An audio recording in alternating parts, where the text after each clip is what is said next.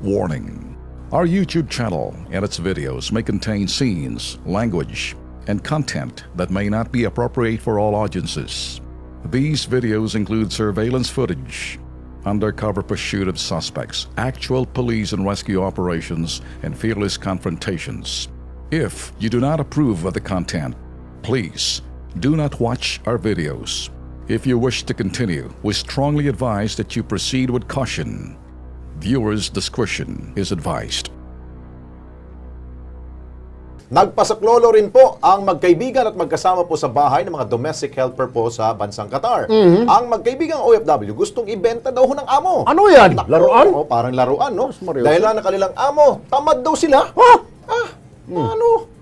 Pero kwento ng dalawa, 4 na bahay kasi daw ang kanilang pinaglilingkuran, kasama na raw po dito ang pag-alaga ng anak ng kapatid ng kanyang amo. Ay, kaya ka pala tatama rin. Magtagin mo Oo, 4 na bahay yun. Mas lalo dito, magagalit to kayo. Dahil meron po hong tinadagdag na trabaho sa kanila. Ano yun? Bukod sa helper, ginawa ho silang pastol, shepherd. Dahil pati rin pong pag-alaga ng kambing, inilagay na ho sa kanila pong makalagay sa kanila list. Alam ko, nilagay na yung kambing sa kanilang kwarto. Mga taran. Diyos ko. Biruin mo, itong panawagan nila, pakinggan natin. Ang alaga ko pong matanda, malikot. Hindi siya talaga siya pwedeng iwanan. Hindi maiwasan na siya mahulog. Oo, nahulog siya, pero sa awa ko ng Diyos, wala pong nangyari. Kahapon po, galit na galit ang amo ko dahil bakit ko daw po iniwan yung tatay. Paano pong hindi ko iwanan? All around ako dito. Magpakain ako ng kambing. Mag-aalaga ako ng tatay. Ano, sir? Hanggang nandito pa ako, matutulungan ninyo ako, sir. Ayaw ko na doon sa ibang bahay, sir. Maawa ko naman. Sabi niya kahapon, ibibinto doon niya ako sa iba. Ngayon pa siya magreklamo na hindi daw malinis yung paglilinis sa loob ng bahay niya. Sir, sa totoo, ginawa ko naman ang lahat. Kahit hindi ko kaya, nakaya ko naman. Para lang sa mga anak ko. Kaya tulungan mo naman ako makauwi ako. 10 months na ako dito. Uwi na ako, sir. Ayun, sobra hong pahirap sa kanila na tunghayan ninyo ang panagoy po ng dalawa po nating OFW. Simulan po natin kay Nancy para mas makausap po natin siya. Nancy, magandang tanghali ba dyan? At magandang hapon dito sa Pilipinas. Ganon din po sa inyo dyan, sir. Okay. Sa Pilipinas. Nancy, nasaan ka ngayon? Andito po ako sa employer ko, sir. Employer pa rin, no? Pero ikaw ba'y ligtas kapag kausap ka namin dito? Baka magalit na naman sa yung amo mo. Yes, sir. Galit na galit po, sir. Kanina, dinuro-duro po ako. Sabi niya, liar daw po ako. Naku. Sabi ko po, ma'am, hindi po ako liar. 3 months pa po, nagreklamo ako sa iyo. Sabi ko po sa kanya, dinuro-duro po niya ako. Okay. So ngayon, pinaglilipat-lipat kayo ng ibang bahay ng kanilang mga kamag-anak, no?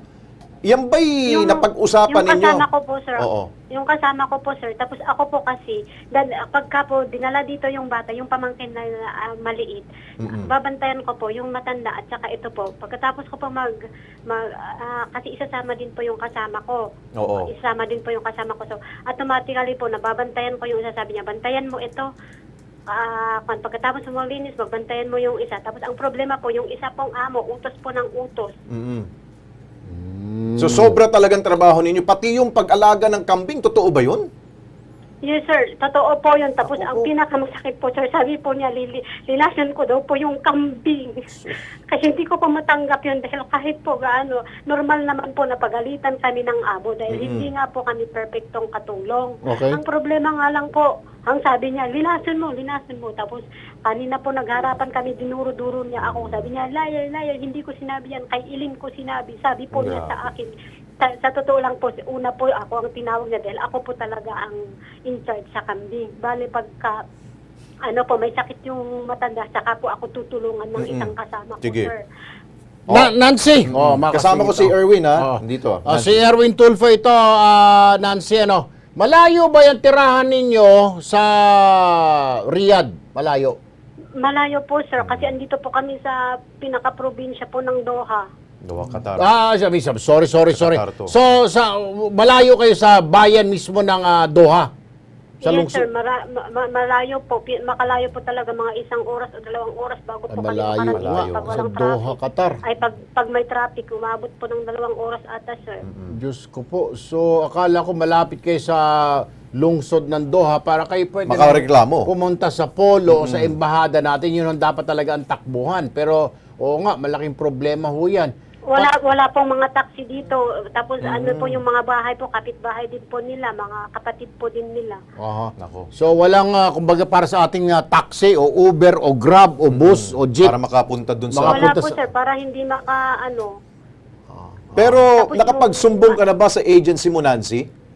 Hindi po ako nakapagsumbong, sir, dahil pagkuha po sa akin doon sa agency, kinuha po agad yung mga papeles ko doon sa sasakyan. Okay. Ay lahat po ng kontak ko doon sa agency, wala po akong makontak. Ang ginawa ko po, nag-online po ako lahat po ng kaibigan ko.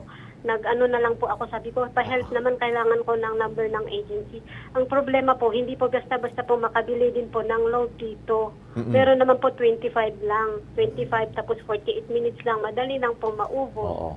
Siguro ang aming gagawin siguro dito, Nancy, at least naparating mo na yung reklamo mo, no? Tatawagan namin itong agency mo na Arandrea Manpower Services Corporation, no? Ito yun, Binababaan no? daw siya, Alex. Ha? Sir, Pinababaan tumawag siya. po sila, tapos yung amo ko nga galit na Oy. galit po. Oh. Wala palang silbi itong agency Sinong mo. pangalan ng agency na yan? Ano pangalan? Arandrea. Arandrea. Arandria po, sir. Yun. Arandrea. Manpower. Dito yan sa Maynila. Yes, sir. Naku, walang Hindi silbi kaya si Lucifer o si Belzebul ang Chief Executive Officer dyan o manager?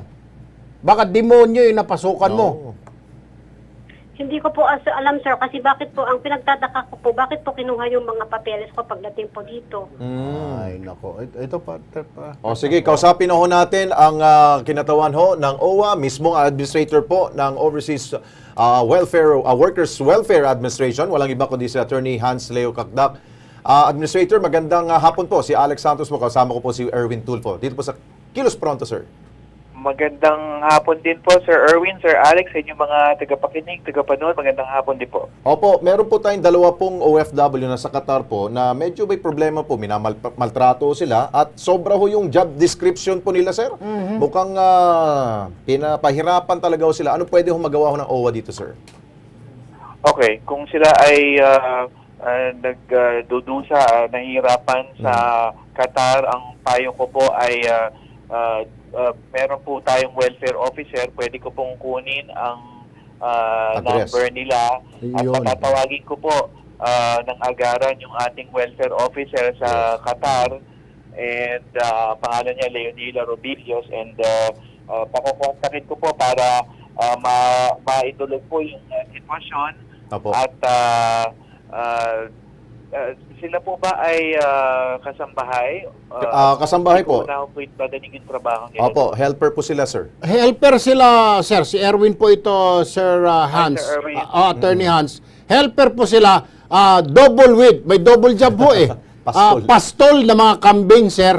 Bukod sa pagiging domestic helper, caregiver ng bata at mga matatanda, sila po ay pastol din. Caregiver din sila ng mga Okay. kambing at tupa. Okay, nako po. Ang maaari po nating gawin dyan ay pag tinawagan po sila ng ating welfare officer, ay arrange po nun natin ang pagsagip sa kanila at para po ay madala sila sa embahada o sa shelter natin at mabigyan na po ng karampatang ayuda at sabay po nito ay pagpapauwi na rin po sa kanila repatriation po Oo. nila. Ngayon, kung meron naman sila hong hinahabol pa sa kanilang employer o recruitment agency dito sa Pilipinas, ay pwede rin po isaayos ng Opo. ating labor attaché sa Qatar yung ganitong Tama. klaseng Tama po yan, sitwasyon. Administrator, dahil sabi nga ho ni Nancy kanina, mukhang malayo pala daw ho yung mismong sentro ho ng Qatar, yung Doha. Kaya mas maigi ho siguro, yung Puntahan. ating pong welfare officer po dyan, puntahan na lang po doon sa bahay. Yes. Ibibigay po namin Yes. ang address po niya, sir. Yes, sasagipin po natin sila. Huwag po Okay. kayo mag-alala. By the way, Administrator, si Nancy ho nasa linya. Nancy, narinig mo naman no, ang sabi ng ating Administrator, Nancy? Yes, sir. Salamat po sa pagtulong niyo sa amin dahil hirap po talaga ako dito. Hirap po kasi Oo. ng kasama ko dahil kung saan-saan po Oo. kami na Okay. Opo, Nancy, huwag po kayo mag-alala, Miss Nancy, at sasagipin Sir, po maraming natin kayo. Huwag salamat kayo po sa inyong mag-alala. lahat, sa inyong Yun. pagtulong. By the way, Nancy, si Norbalin, pakisabihan na lang siya na ganun ang gagawin rin natin sa kanya, sa kanya estado rin. Dahil magkasama lang kayo sa bahay, di ba? Yes po, sir. Ayun. Kasi hirap din po siya. Tapos Yes. ako po talagang dinuro-duro. Ang kinakatakutan po namin dito, yung kapatid po niyang lalaki. Baka po magaya kami dun sa isang katulong ng nanay nila na pinunta po sa kabilang bahay dati kasi nagreklamo din po Okay. yung ano. Tapos parang ibebenta po sana. Kaya lang Nako, po natakot huwag na po mangyari yung yan. Indonesia. Nagsisigaw po. Administrator, by the way, hindi lang ho si Nancy, pati rin po si Norbalin. Dalawa ho sila po, doon po sa Qatar. Opo. Same house po, Opo. same amo. Kaya pwede ho natin i-rescue po sila, sir. Thank you, sir. Yes po. Sasagawa po natin. Huwag kayo po mag-alala. Ang gagawin ko na lang po ay kunin yung contact number ng ating dalawang kababayan. Mag-ingat lang po kayo dyan. Huwag kayong mag-alala. Kukontakin po kayo ng ating welfare officer. Okay. Administrator Hans Kakdak, thank you so much, sir. At Thank you talagang rin po, Sir katuwang ka Mr. namin Alex. dito po sa Kilos Pronto. Salamat, sir. Nancy, ingat ka lang dyan, ha? Yes, sir. Thank you po, sir. Sige, ingat ka. Maraming salamat po talaga. Maraming Yes, salamat sir. rin. Okay. Ayun. Papayuhan ko sana si Nancy. Ay, nandiyan ka ba, Nancy? Pagpapayuhan ko sana, sabihin ko sana, pag ako na dumating na welfare officer, Oo. ay sabihin, uwi na tayo, mag-impake ka na. Pag dinuro-duro siya, kagatin niya yung kamay. Sabay tadyak. Oo. Anyway.